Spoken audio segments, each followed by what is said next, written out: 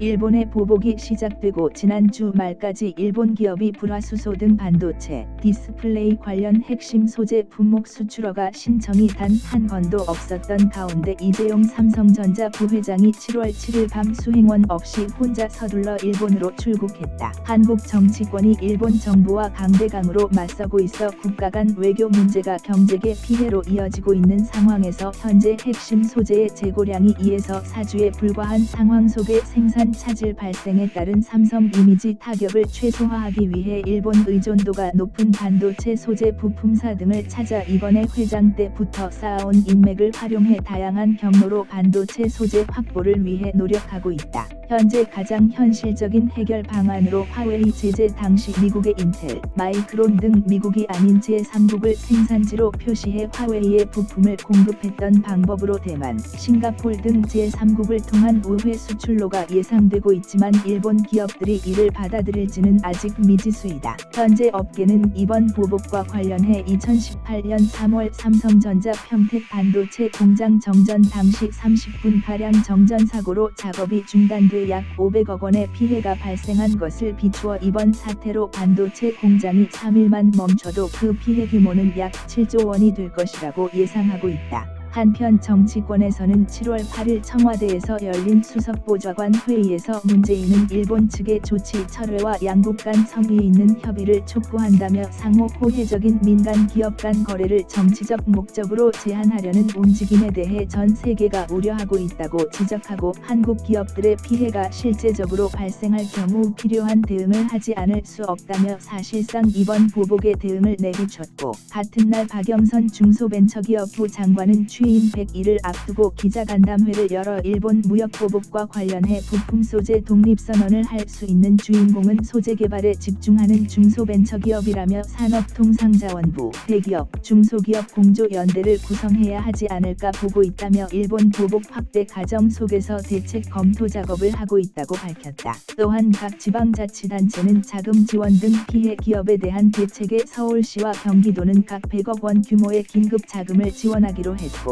경상북도는 직간접적으로 영향을 받는 200여 개 기업이 필요할 경우 운전자금 수출 지원을 하기로 했고, 충청북도는 SK하이닉스 등 도내 5대 기업에 대해 필수 부품 장비의 국산화율을 높일 수 있도록 부지 무상 제공, 연구개발 예산 지원 등에 나설 계획이라고 밝혔다.